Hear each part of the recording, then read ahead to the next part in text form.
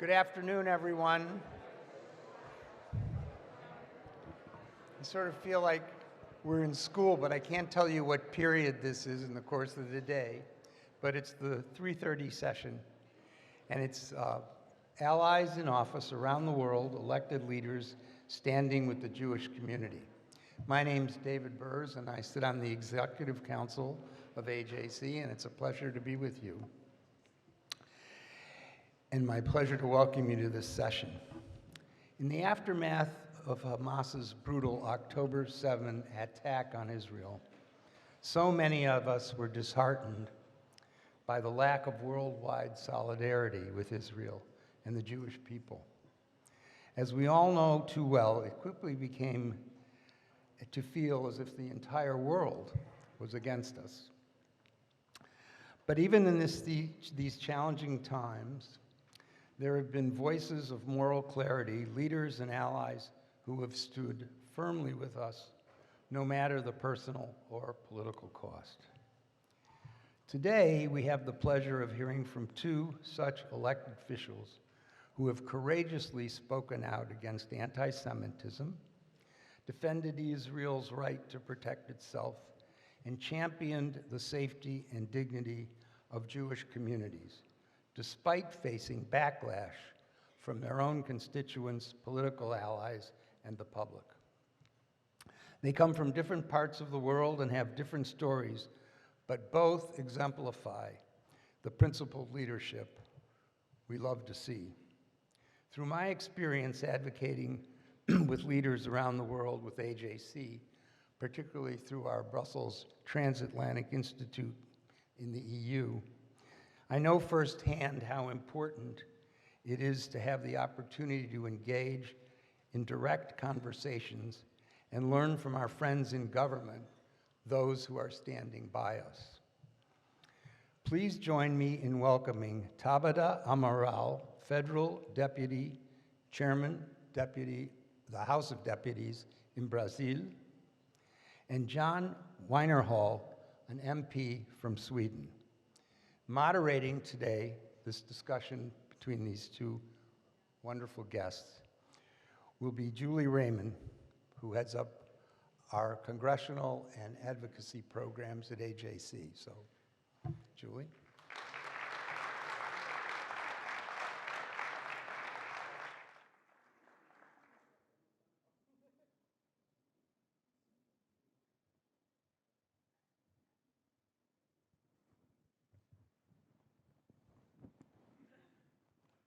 Hello and welcome.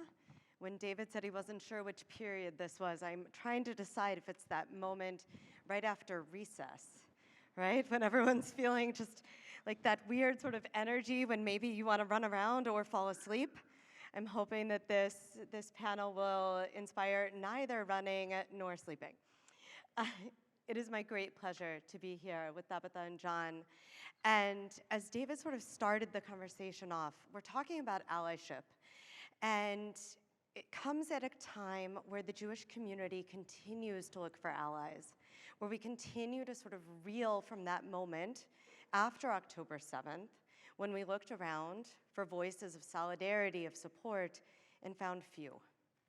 And so the fact that now, 570-ish days later, we're able to sit on this stage with allies from different political backgrounds, from countries that really couldn't be that much farther apart, and talk about this type of allyship should hopefully be inspiring and also beneficial, because they have lessons that they can share with us.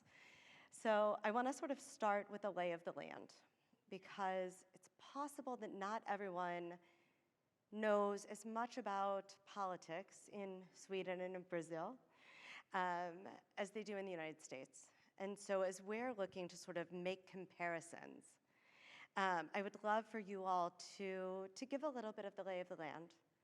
What does support for Israel, support for the Jewish community right now look like in Brazil and in Sweden, and maybe even look a little more broadly? You know, is Brazil indicative of what support looks like throughout Latin America? Is it an outlier, and so on? So Tabata, I'll start with you, ladies first. Hello, Good afternoon. Boa tarde a todos e a todas. Julie, thank you so much for moderating this conversation. John, he allowed me to call him this way. It's an honor to be here with you, and especially all of you, especially those who are not from Brazil or Sweden. Thank you for being here and sharing this conversation with us. I come from a very diverse region, which is Latin America. So there is no single position that unites all of us. But there's one common thing, though, which I think is very negative, is that because of the increase in extreme polarization, those lenses have been used to determine whether countries are friends or not with Israel. And regardless of what is the momentary outcome, I think that's very dangerous. You shouldn't defend the right of the people of Israel to live in peace, of self-determination. You shouldn't be doing as best as you can to make sure that students and the population in general, the Jewish community in general, feel safe in our countries because you are in the left or because you are in the right, because you are of that or that other religion. You should do that because that's the right thing to do. That's a moral question for me. And if we think of Brazil, we have so many things in our common history that we should be proud of. I was sure to write down two things that I wanted to share. One is that Oswaldo Aranha, who was a great Brazilian diplomat, he presided the United Nations meeting, if I can call that this way, that was the location where we saw the creation of the State of Israel. And 2 years after, 1949, Brazil was one of the first countries in the world to recognize the State of Israel. And this polarization shouldn't be bigger than that history that we share. So, not to speak too much right now, I know that my government and President Lula and the government in general statements have damaged that relationship a lot in the last few months. But I don't think and I hope that those statements, regardless of how bad they are, they cannot be bigger than the shared history we have. And again, our personal opinions on today's government shouldn't be mistaken with our moral duty of make sure that people are safe and that they can prosper in our countries and that a democratic state should have the right to self-determination. So it's a very complex moment in the world, Latin America, and especially Brazil. But I always try to make that point that there are some issues that they should be bigger than this polarization. They should be bigger than our partisan stance. And I do hope we can come to a point where fighting anti-Semitism is not a matter of partisan labor or where you stand in the ideological spectrum. It's a matter of how you stand in front of humanity. So, to start our conversation.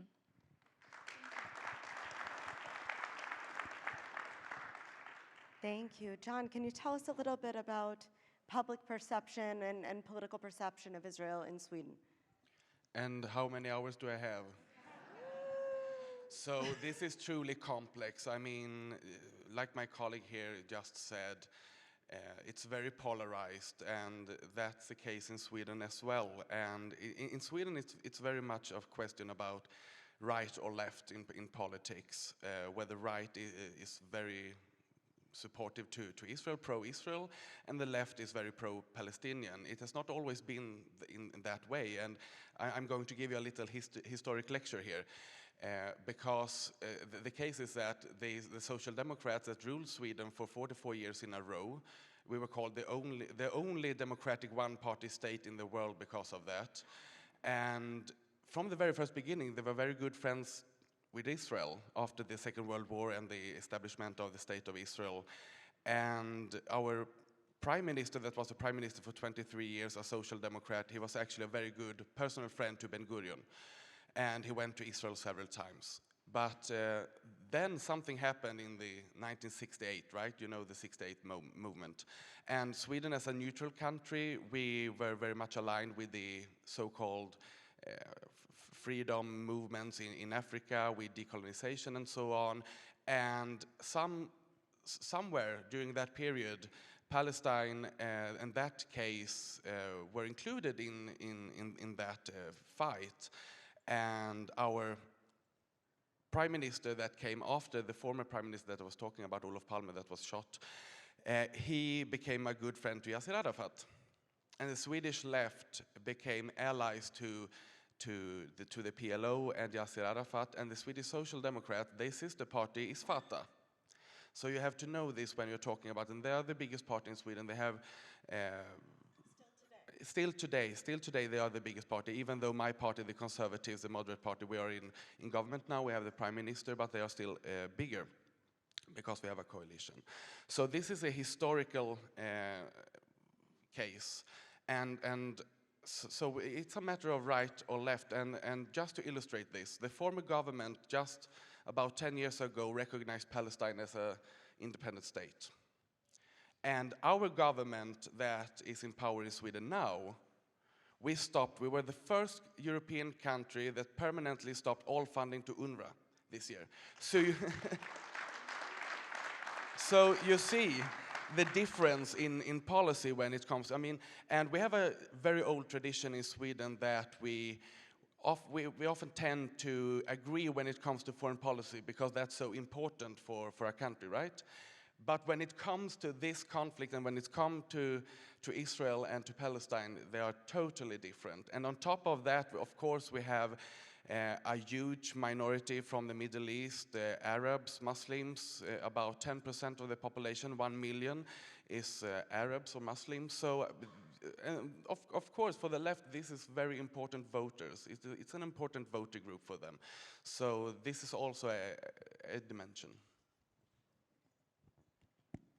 So I'm struck by something that you both, in sort of describing the situation now, you went back to history. Yes. And I think this is quite rare in general, but I think especially rare considering you're both very young. Is it sort of common knowledge amongst your generation that this is the history of Brazil as it relates to Israel, the history of Sweden as it relates to Israel? And if so, how does that change public perception? I can try.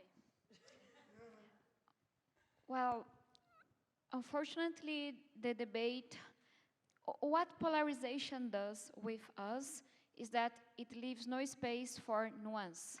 It leaves no space for complexity. When we talk about diplomatic relations, it's completely possible to defend a two-state solution. It's completely possible to defend the right of the two people to live safely.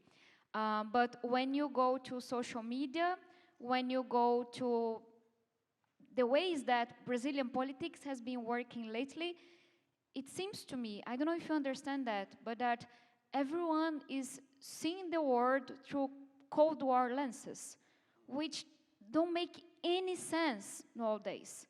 So we are debating the Russian invasion of Ukraine. Brazilians will see that through a left and right Cold War perspective. And I'm like, that doesn't make any sense. This is not the same Russia, this is not the same Ukraine, the left means something else. How come, this was 30, 40 years ago. So I think there is a generational change, which not always has to do with age, but like how we see the world, in that there has to be a modern left. I speak as a progressive. There has to be people who understand that fighting for gender equality, fighting against racism, has everything to do with fighting antisemitism. Those are not different issues. They come from the same core values. But when you talk to this old left, I would call, they insist in seeing the world as if there were the colonizers and the colonies. And thank God we are not there anymore. And things have switched, and like things have changed a lot. So I wouldn't say that in general the population is debating this issue with this complexity, because again, social media and all the incentives for hatred and extremism have left no space for nuances and complexities. So in Brazil, we see the same. If you are on the left, you should be against Israel, not the government, the state, the people. Why? And if you are in the right, you should be for Israel. But again, it's not for the right reasons. It's because someone told you that if you are in the extreme right, that's what you should do. And the danger in that is the instrumentalization that I think we are seeing in the US right now, because that erodes supports. We need the fight against antisemitism to be a supra-partisan fight. Anything that goes contrary to that erodes the support we need in the fight. But it's also dangerous, because if an extreme right leader comes and says, now we switch positions, are they going to switch positions? Because if it's not something that we learn, that we are doing because of our core values, we are like waves that can turn our position depending on what the leader is saying on social media. And that's not how we should position ourselves in such important and matter of life issues as the ones we are debating. So I do agree that we look upon the world through a Cold War lens. But I don't say that's wrong, because I mean, I'm coming from Sweden. We have Russia as a neighbor. We are living in the Cold War. So,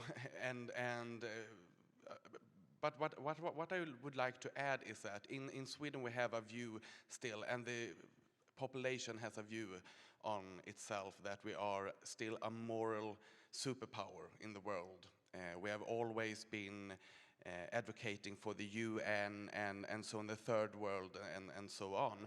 And now maybe reality is not, that cannot be our top priorities anymore, because we have a war on our own continent. We have been neutral for 200 years, and after the invasion of Ukraine, we decided to join NATO. So now we are allies with the US as well. That's great.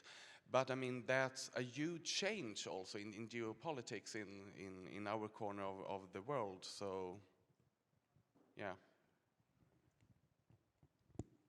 When we titled this session Allies Around the World, I don't think we were necessarily thinking about it in terms of American allies.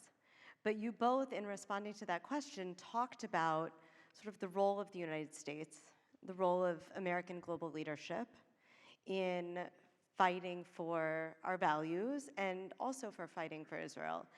And John, I'd like to actually start with you as a member of AJC's Transatlantic Friends for Israel, a transatlantic, across-parliamentary organization of parliamentarians from the United States, from Europe, from Israel, from Canada.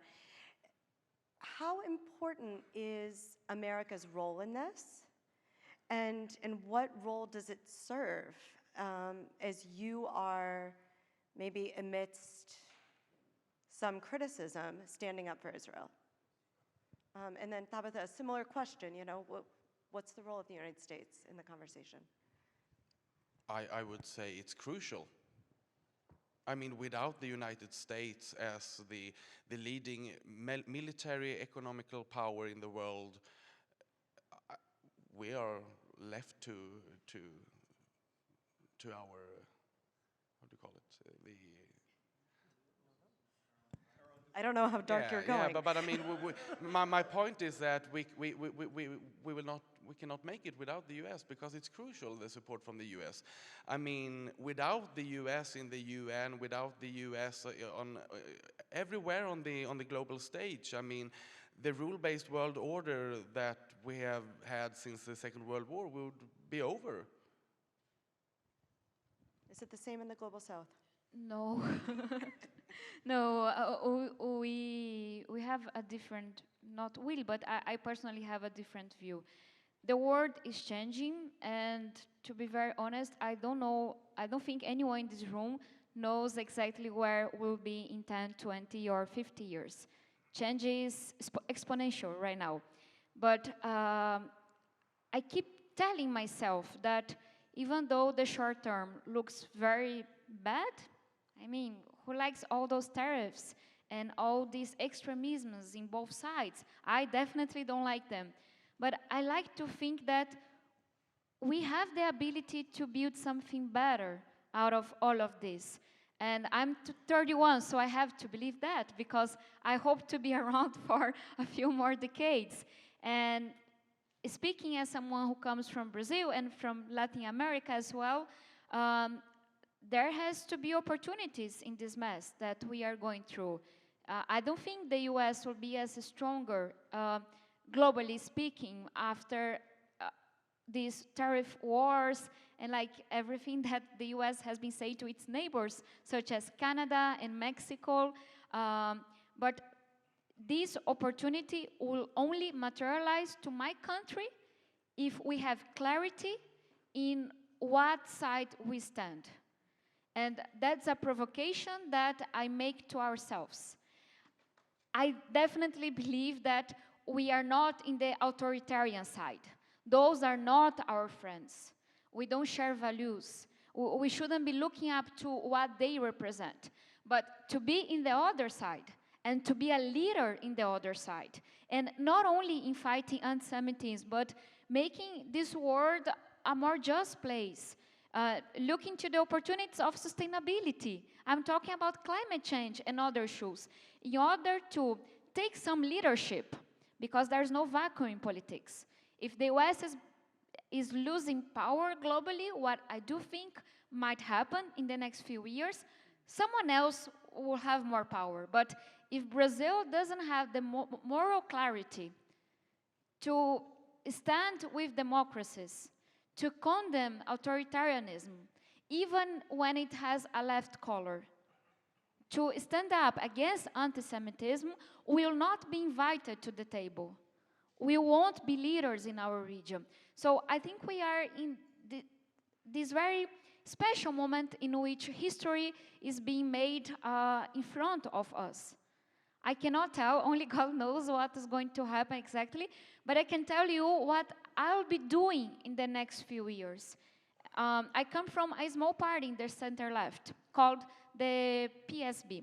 My party is the only party in Brazil right now that has stood against all authoritarian regimes, including Venezuela and Nicaragua. My party is the only progressive left party in my country that stood clearly against the terrorist attacks. And we, of course, we are ashamed and we are sad that we were the only party in the left in Brazil. But there's another way of looking at my party. We were the ones who grew the most in the last municipal elections. I'm working day and night to make sure that we grow, and we grow because we need a modern left. We need to remember people what it means to defend human dignity in all instances, in all of the conflicts that are in front of us. So that's the opportunity I'm seeking. I do think Brazil can have a huge role, such as Mexico and other countries, in leading not only our region, but the whole country, the whole world, sorry. But if we don't have clarity in what side we belong, in what we stand for, we'll be mistaken with the authoritarians. And that is not what I'm working for. I can know for sure what's going to happen? No, unfortunately not. But I do believe that we have some power of making this world we want to live in. And that's a big chunk of how I devote my time nowadays. Can I please just add, because I hope that you are right. I hope that you are right.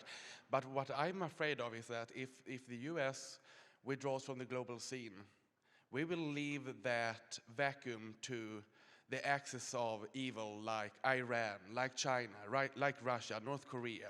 That's what I'm afraid of. Not that the global south or Latin America will have more power in the world or can lead the world in, together with other democratic countries. That's not my worries. John, I want to stay with you for just a moment.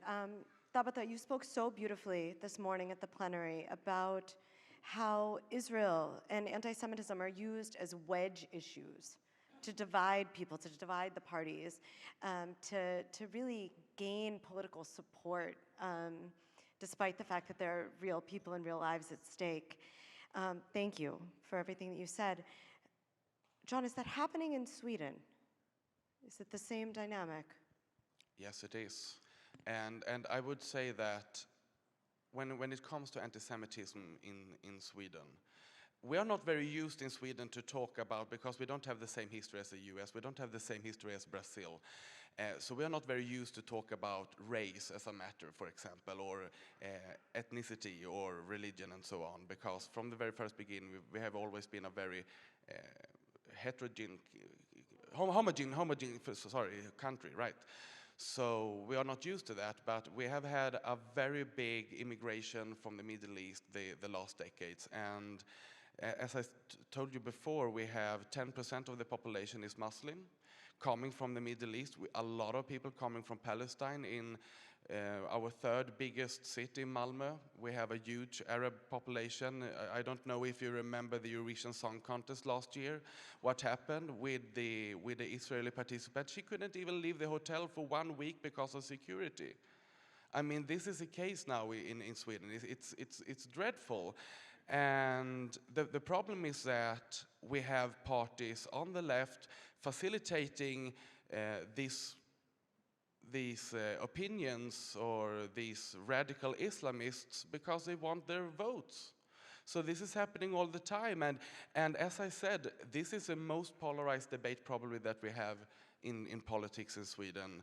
And it's truly dreadful to see. You have Russia at your doorstep, and this is the most polarizing. Yeah, because everybody is agreeing that Russia is a threat, right? So that's not even a discussion. I mean, everybody. So even the former Soviet Communist Party in the parliament is in favor of Ukraine and against Russia. So I mean, that's not a problem at all. So. But I mean, you see this all the time, and I have colleagues in the parliament that I not for a moment believe that they are anti-Semitic. But still, I have colleagues in the Committee on Foreign Affairs saying things like, Hamas is like the same thing as Nelson Mandela. The West looked upon Nelson Mandela as a terrorist as well. Why? And he was part of the solution in South Africa. Why cannot Hamas be a part of the solution in the conflict in the Middle East? He's a spokesperson for his party in Foreign Affairs, in the parliament. His colleague was part of the Muslim Brotherhood. He was a minister in the former government. He had to resign, but still, he got there. So they are infiltrating the politics all over, especially in the left. And this is very, very worrisome because, as I said, I don't think that he's anti-Semitic. But he facilitates those opinions. And he makes himself to a useful idiot. And that's even more scary because the radical Islamists, I mean, the security police, they know who they are, they can control it. I mean, they counter terrorism and everything like that. But what can you do when they are in parliament, having power? That's really, really worrying, I think. And I mean, we also, I went to the breakout session during lunch about the media. And the media in Sweden, they are so biased, it's crazy. And I can tell you, after my trip to Israel with the AJC, I was a victim for a witch hunt from one of the left newspapers in Sweden called Daily Etc. They are crazy, totally crazy. And when I came to the parliament for a committee meeting one day, they had 2 camera teams, and they are attacking me from both behind and in front of me, chasing me into the committee meeting. It was crazy. And then they are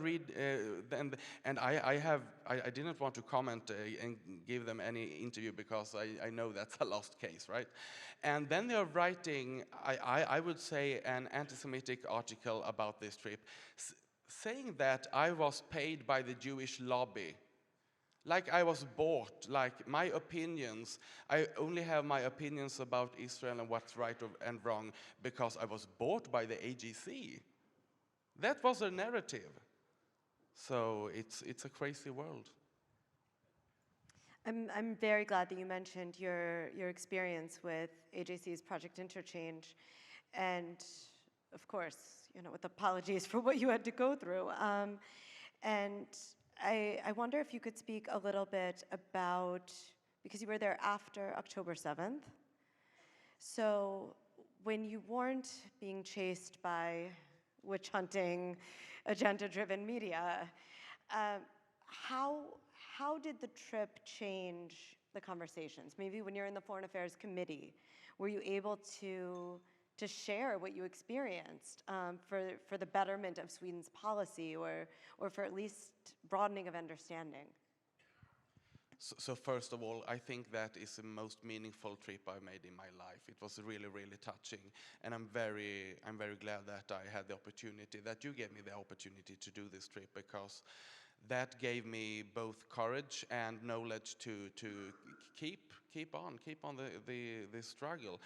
Because, as I said, it's not easy. The debate is very polarized. But when the left are screaming and saying a lot of stupid things, I mean, at least I can say I've been there. I've seen it with my own eyes. I met the family of the hostages. I met former hostages. I've seen the kibbutz Be'eri that they burned down and committed massacres. So, I mean, I've seen it with my own words. I heard the testimony. So at least I can say that. And that gives me also, I think, because, and this is a problem, the persons who truly need to see this and hear this, they are the people that we don't reach out to.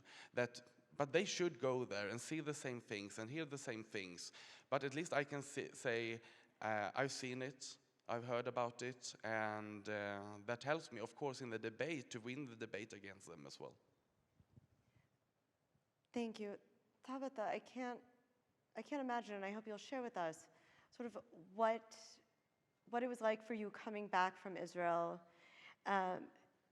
as someone who embodies these progressive values, and how to explain that experience to the people in your own party. And did you sort of come up against that same type of experience that John did, of the left-wing anti-Zionism coming at you even from people who are your allies and your partners?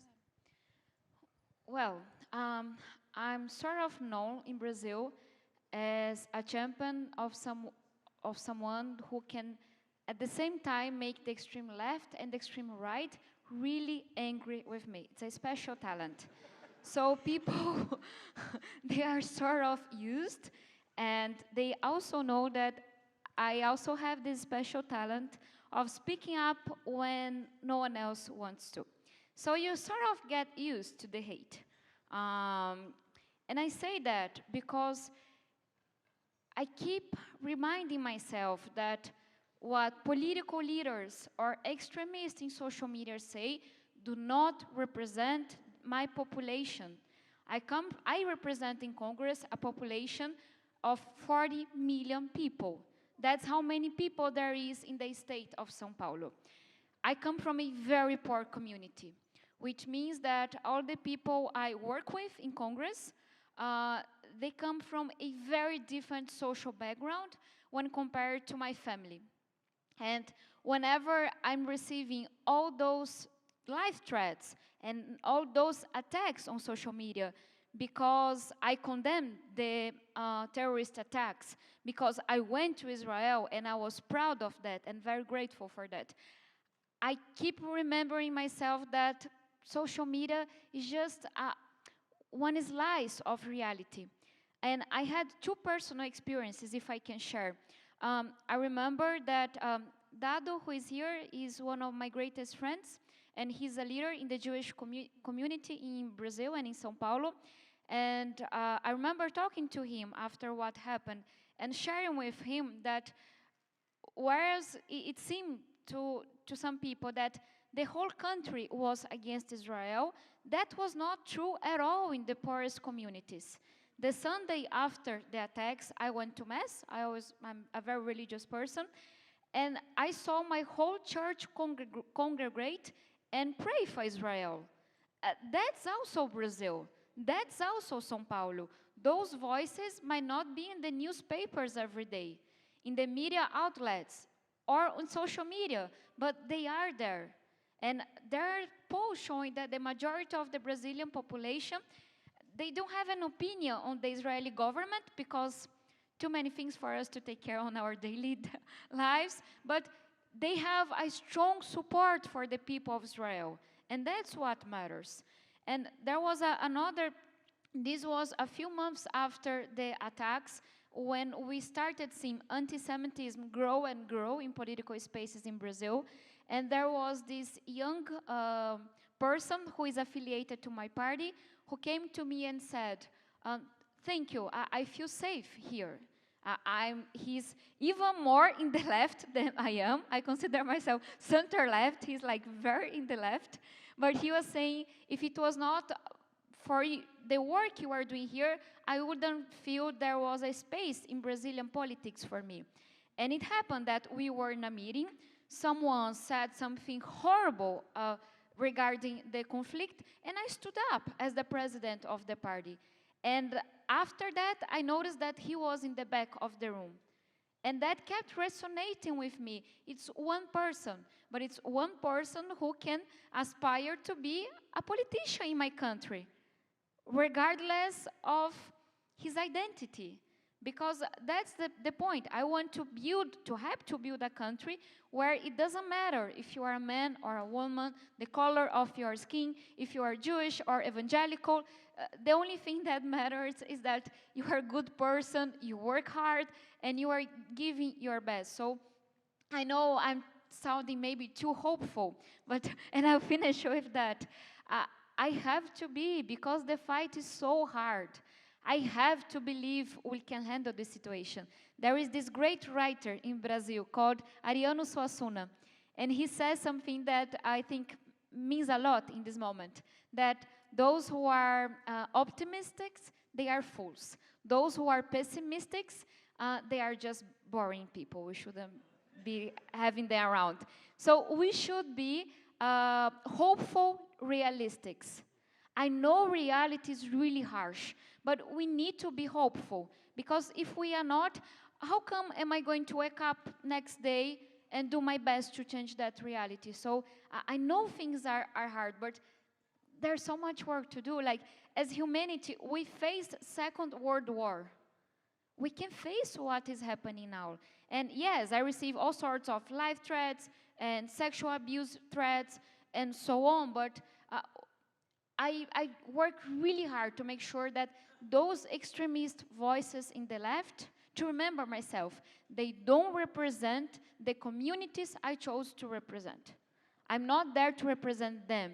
I'm there to represent those people who come from our community and work really hard to pay their bills and to put their children through education. Right now, they are not speaking very loudly in social media, but they exist. And they stand with the people of Israel. You can be sure of that.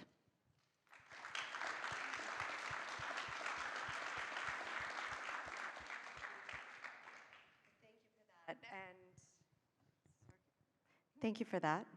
I especially appreciated what you said at the start about people being upset with you from the left and the right. AJC as a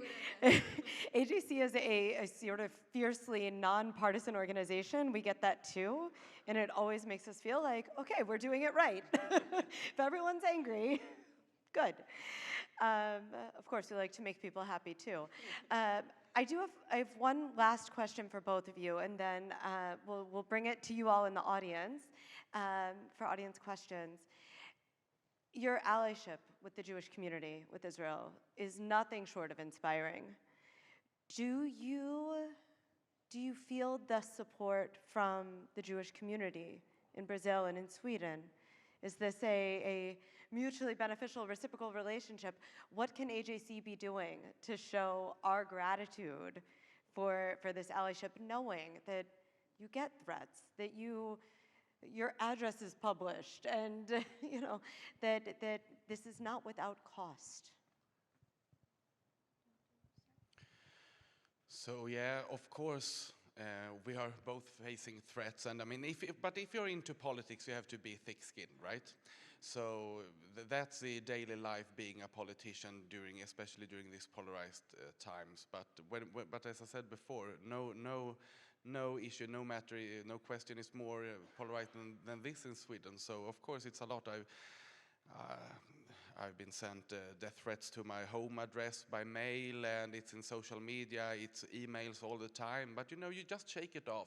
And maybe it's easy for me to say because I don't have a family, I don't have children, I'm not married. So of course it's easier. But I have a lot of colleagues. They do not. They are too afraid of speaking out for support of Israel against anti-Semitism in public just because of that. I have colleagues with security with a panic button and so on around me. I refuse to get one because I'm too afraid of pressing that button by mistake. So I have a very funny story. We can take that outside if you want to hear that for after with a colleague that actually did that. And so I mean, but at the end of the day, I have to look at myself in the mirror. That's why I'm doing it. And now I'm going to be a little personal because when it comes to the Jewish community and to Israel, I have a personal story actually. And this is a case. My family belonged to the Swedish-speaking minority in Estonia for hundreds of years. And on my mother's side, they came to Sweden in 1944 during the Second World War after the second occupation by the Soviet Union.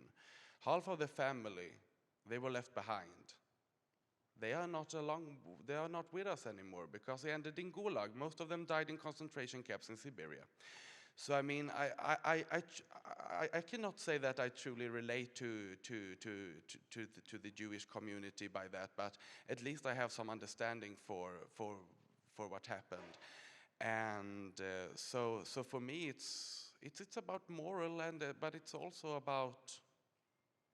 I mean, the Swedish-speaking minority in Estonia it's almost totally extinguished. They are gone, and this is too sad. And but when it comes to the Jewish community, I have some fellows from Sweden, fellow Swedes here in the room, and sometimes we tend to say, oh, the Jewish community in Sweden is quite small, right?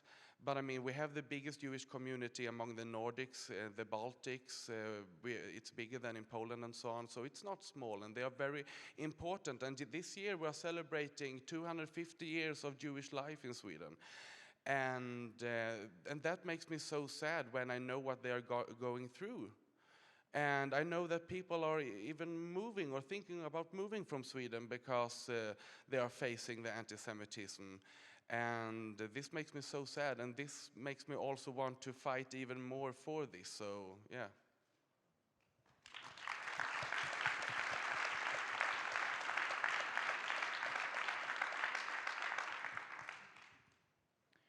Well, I think there's a lot of work we can do, and I cannot do that work without the help of the Jewish community in my country. I do believe in the power of education. The next generations must be better than us, and I know there's a lot of really nice work being done in my country in that sense. I also believe in the power of dialogue. It's not a matter of coincidence that so many people today mention their trips to Israel. It's really hard to hate someone when that person is in front of you. That's key for us to understand what is happening. That's what social media does, a lot of wonderful things.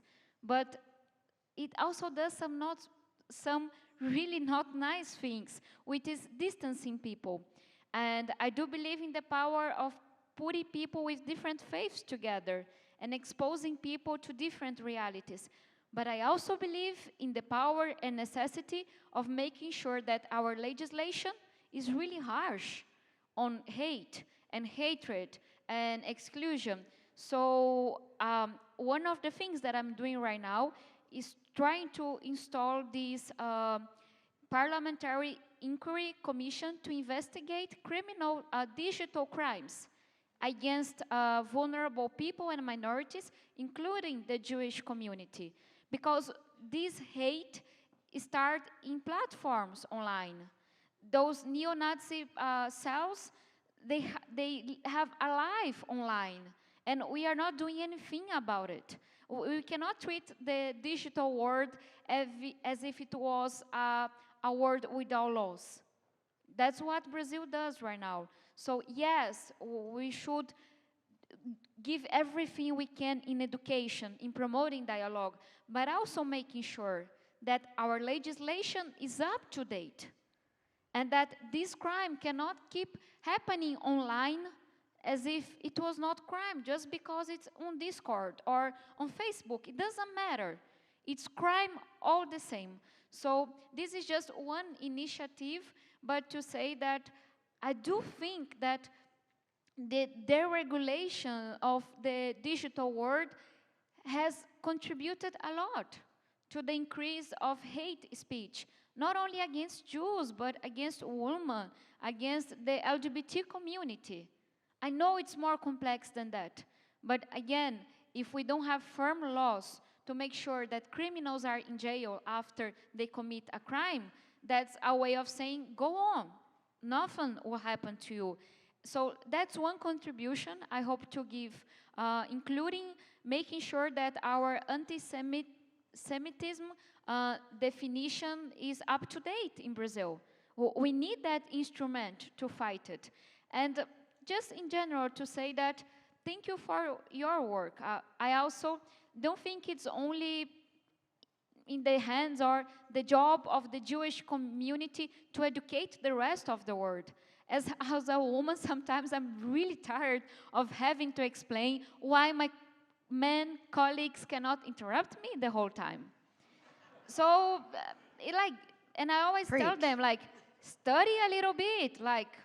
There is some YouTube videos. Do your job. So that's to say that it's also our job. But I really mean that. I mean, to learn the history, to fact-check what we are receiving, to go to Israel, to listen to different perspectives, and to make sure that it's not only the Jewish community trying to make the world safer for them, because a world that's safer for the Jewish community will be safer to me as well, as a Catholic, a non-Jew. So I say that to say that I'm really sorry for everything that has been going on. There are some things in my country that really make me ashamed. But I try to take all of that and transform that thing in energy to work and make sure that Brazil will be better. Maybe not next year or in a few years, but in the midterm. Thank you very much. Thank you. Okay, we have some time for questions. Rebecca, you want to go? Perfect, brilliant, thank you. Okay, can you hear me? All right.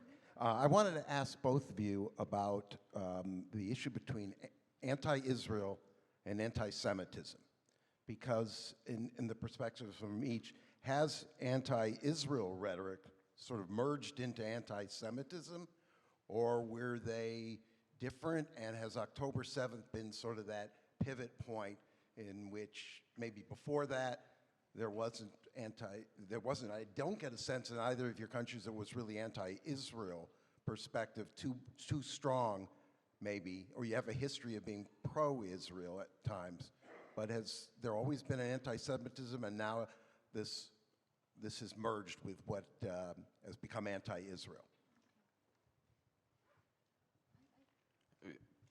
The short answer is yes. it has merged into anti-Semitism. And I'm very afraid that, I mean, some parties in Sweden on the left, they've always been pro-Palestinian. But now we can see that we hear more and more voices talking about a one-state solution. And everybody in this room knows what that means in that context. So, I would say that they are neglecting attacks on Jews. They are neglecting the problem with anti-Semitism within this debate. And we all know that every time when it's a conflict in the region, we see an increase in anti-Semitism, in hate crimes, and so on.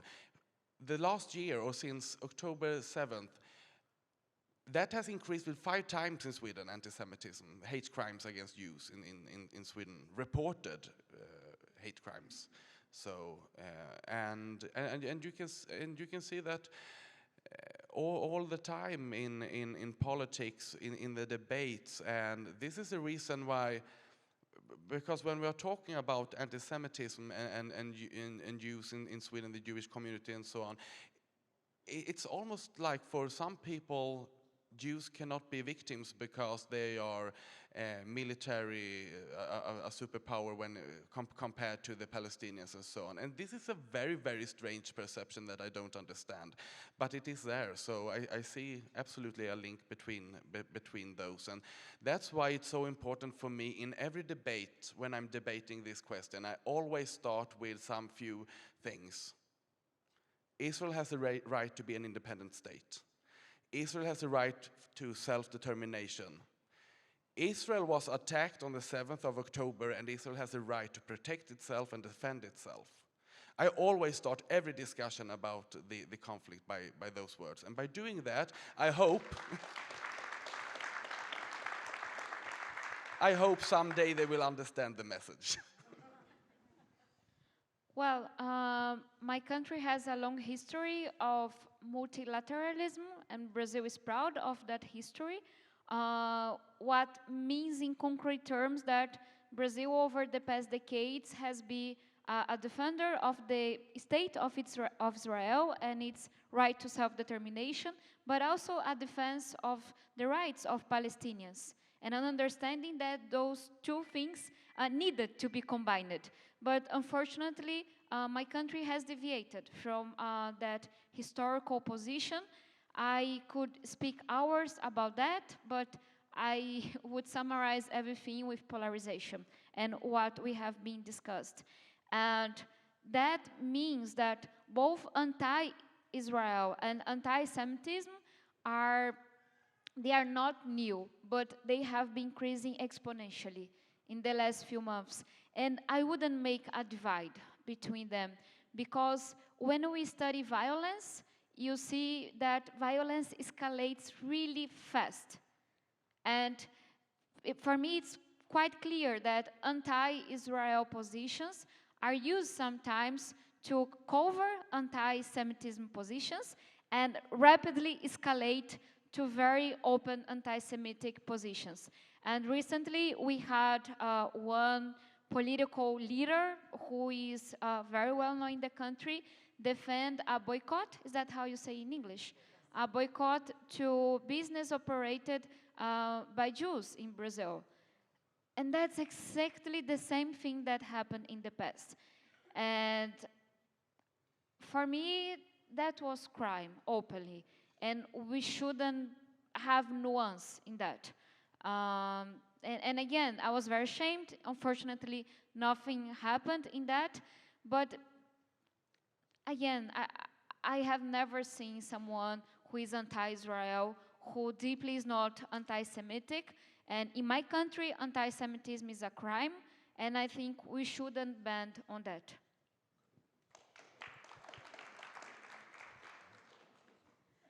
Hi, my name's Sam May. I'm a student at the University of Texas.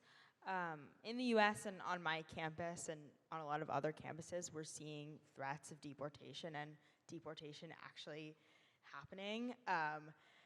obviously there's a need to control the anti-Semitism that's happening and protect Jewish students, but also protecting freedom of expression and not silencing any dissent.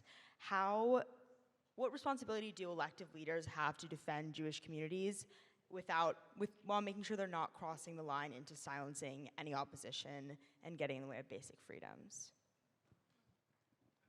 If I may start speaking about the US, I'm a proud Harvard alumni, and I say thank you. I say that because this whole thing was very complex to me. First, yes, American universities did a terrible job in making sure that Jewish students were safe, and then a legitimate fight against anti-Semitism has become a weapon in the hands of Trump to make sure that his very narrow political agenda is being forced upon intellectuals and universities and so on. And I say that because I agree with you. I don't think that harassing people is a way of confronting the mistakes that were done in the past few years. And I would come back to what I said earlier. I loved the exposures we have with the George Washington University Dean, and I agree with what she said. It's year by year, through education, from the very first beginning, teaching history, teaching very basic human values, how we should live with each other. But at the same time, we also need to have very strict and clear rules that tell us what anti-Semitism is and what a university should do when it happens. That's how democracies work. And bringing it back to my country, we just passed in the Education Commission, it's one of the commissions in Congress, this legislation giving guidelines for deans to have very clear rules on when something is more than just an opinion and what they should do when that happens in their campuses or schools. Because we have seen that many deans don't know what to do because the law is not clear. They have never had to deal with that in the past. So in summary, the instrumentalization of anti-Semitism is dangerous. It's dangerous to all of us. It shouldn't be a partisan issue. We shouldn't make that mistake. But at the same time, we should understand that talking and education, and I am an education activist, is not enough. Criminals should go to jail. Otherwise, they will just escalate, and we'll see what happens. We have seen the past, and I hope we can stop before this time. So first of all, of course, the right to demonstrate is fundamental. So, but it's about how you do it, right? So we have had a lot of demonstrations in Sweden, but it's also a matter of geography. For example, in my hometown, we haven't seen very much of demonstrations at all in Linköping. And it's a technical university, maybe that's one of the reasons as well, because it's mostly when it comes to the philosophy faculty and so on, and especially in the south, in Lund, that's very close to Malmö, that I was speaking about before. And I think that the deans in the university has been too weak many times, and the government has been very clear that they have a responsibility to make sure that all the students, that includes Jewish students, are of course safe and can go to university and being comfortable with that. So I think this is very important. But I'm not a student anymore. I don't know exactly how it is there at the moment, but I hope it's better now. It's my feeling at least. But yeah.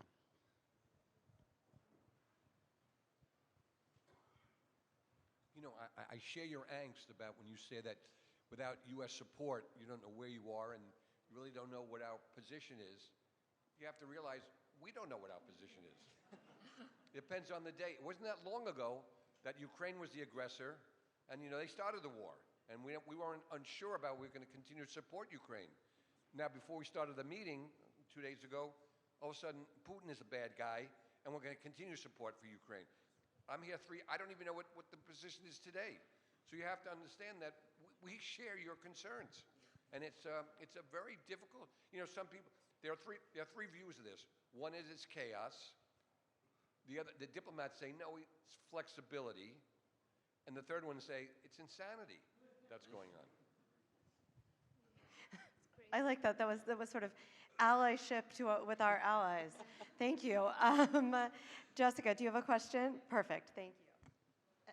I wonder if you could tell me, in your countries, have you accepted the international Holocaust definition?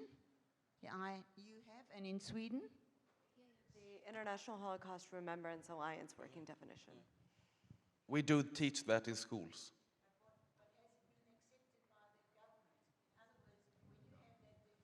In place. Yes. You can. Can I do something not formally? Fernando Lottenberg, who is a great friend as well, and someone who can speak much better of the issue than me, can I ask him to speak for 1 minute? Yes, please. He has done that to me in the past, so it's okay. It's my honor to give my microphone. Thank you. It was not combined. She did it. It's like some revenges from what he did in the past. Okay, just to explain what the question was, it's about the adoption of the IRA definition by the countries. Brazil, despite of being an associate member of IRA, has not adopted the definition officially yet, and I don't believe it will do in the next month or year. Although some state governments and local governments have done that. So we have 12 states and 2 capital cities in Brazil who did adopt the IRA definition. And more than that, it's being used in legal decisions as a parameter for defining when it happens and when it doesn't. So it has been an important tool, and we've been developing that. Fernando, can you tell us who you are and your role? Okay, I am Fernando Lottenberg. I am the Commissioner to Monitor and Fight Antisemitism at the Organization of American States. So 33 countries in the Western Hemisphere.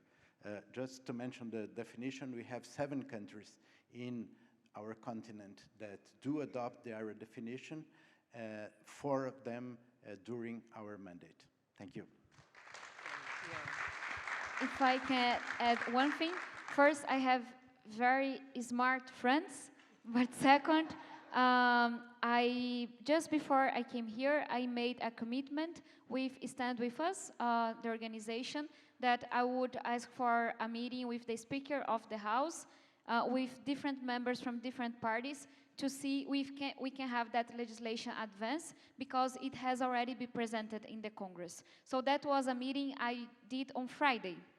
So let's see what happens. Amazing. Beautiful question, Merle. Thank you, Fernando. Thank you. Brilliant. Thank you. Hi, everyone.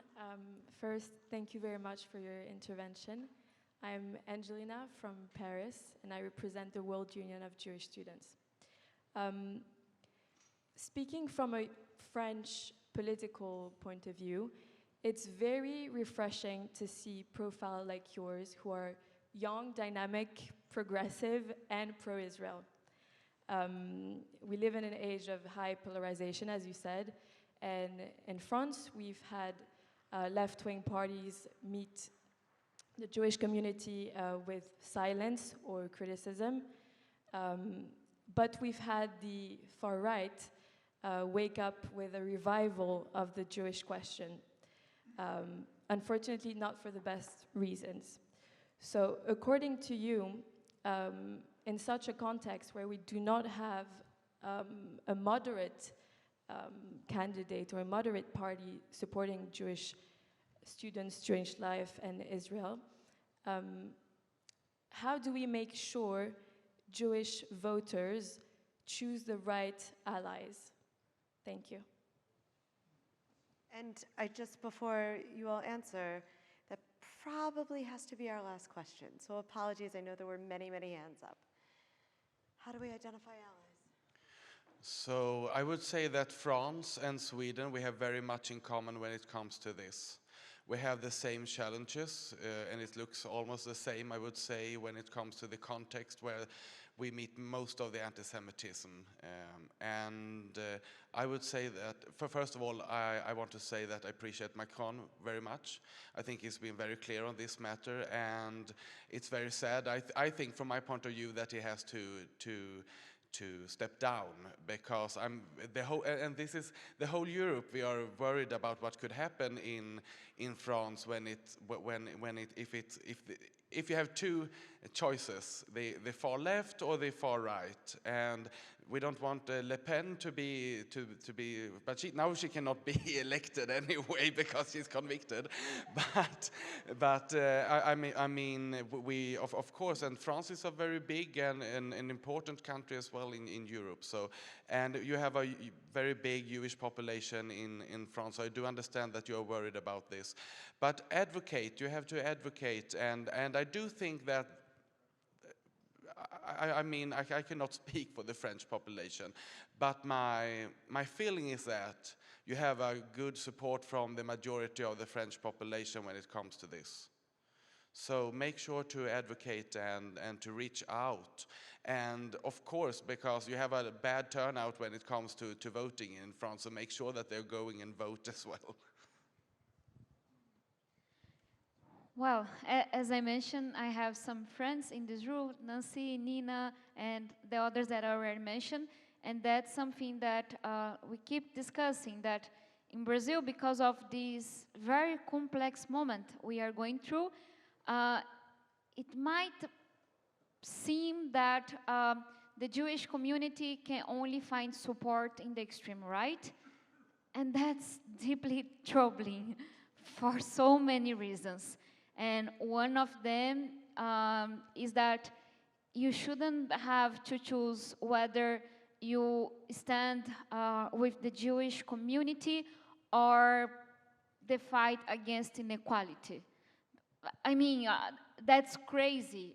That's what polarization does. And again, I belong to a small to medium-sized party.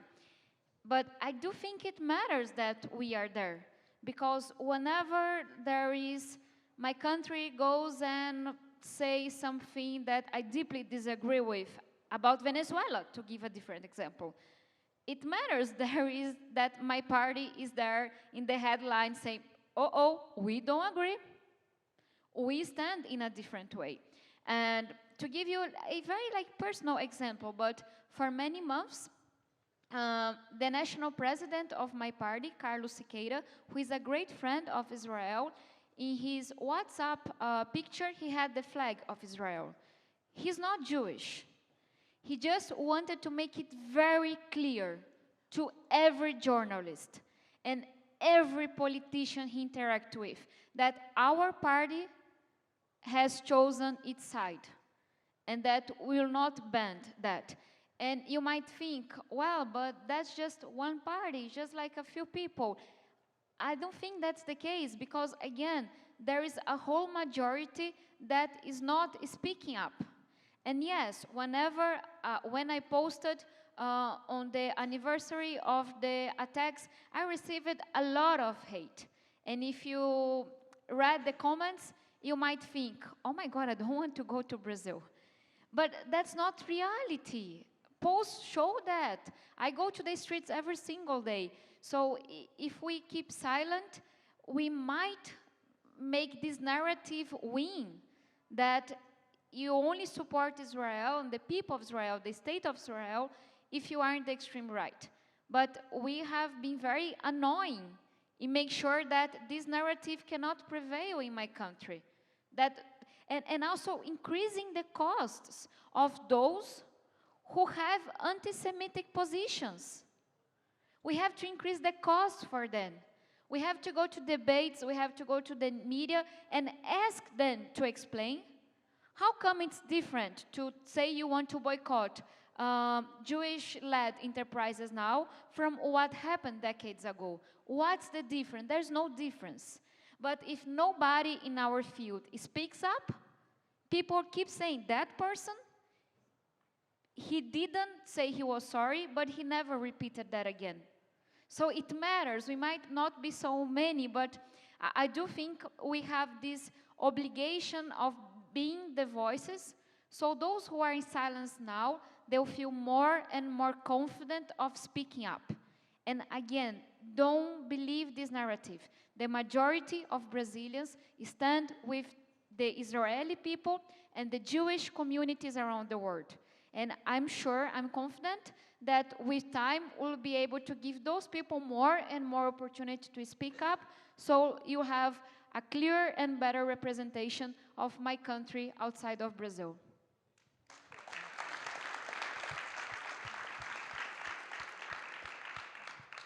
I want to thank our panelists, because not only have you really showed us what true allyship and true friendship looks like in this moment, amidst cost and threat, but you've also modeled something that we're constantly striving for at AJC, and that's to recognize the global problems and find global solutions.